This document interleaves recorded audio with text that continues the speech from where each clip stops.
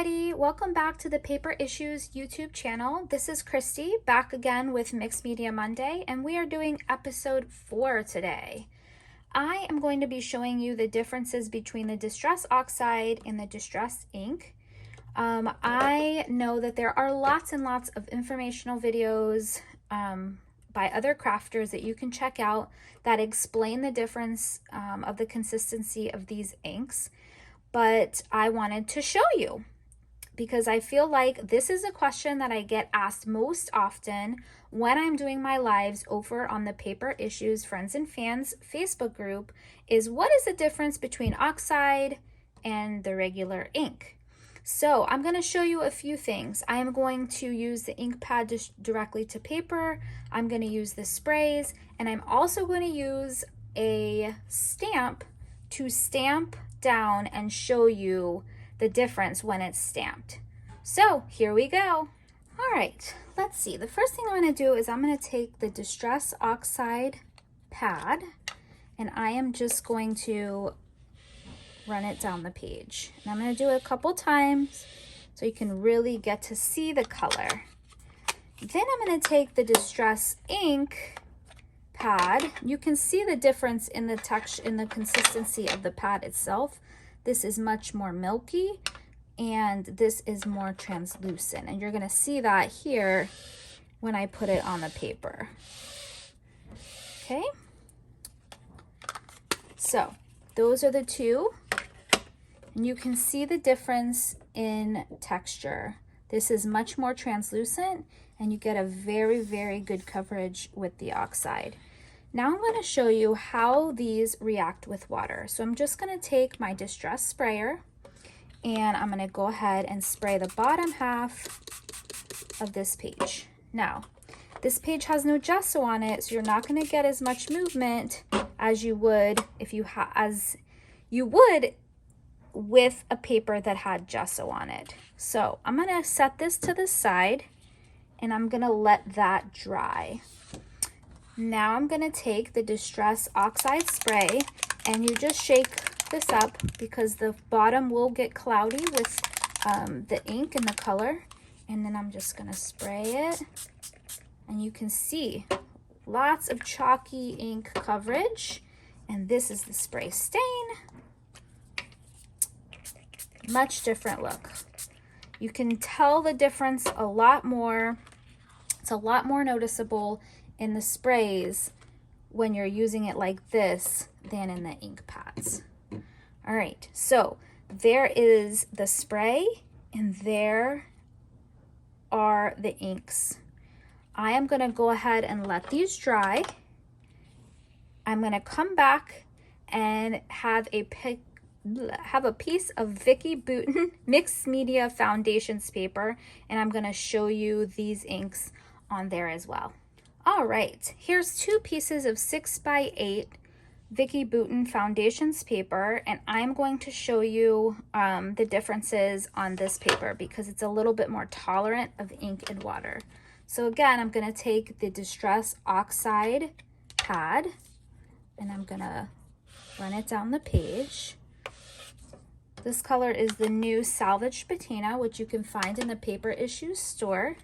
I will leave all the links for the products that I use down in the description box so you can head on over and check out the Paper Issues store to get all the goodies. All right, so here you can see the coverage. I hope this is showing it well. So you see here, much more translucent. Very good even coverage, almost a chalky, opaque finish. All right, so there's that. Let's add some water to the bottom, just like we did on the regular paper. You're gonna see it react much better on this paper though. All right, look at that. I love working with these inks. All right, now let me set this somewhere flat where it's not gonna run. Now let's look at the sprays. So again, you're gonna wanna shake. You can hear the ball that helps mix the solution in there, and then we're gonna spray, and that is the Distress Oxide spray, and then we will spray on the bottom, and this is the Distress Spray Stain, all of which are available in the Paper Issue store. So we're gonna let these dry. I'm gonna come back and show you the finished product and wrap it up. Oh, I forgot I was gonna stamp with these. So I'm back to show you stamping with the different inks. So this is the Distress ink, and you're gonna find that this is gonna be much more translucent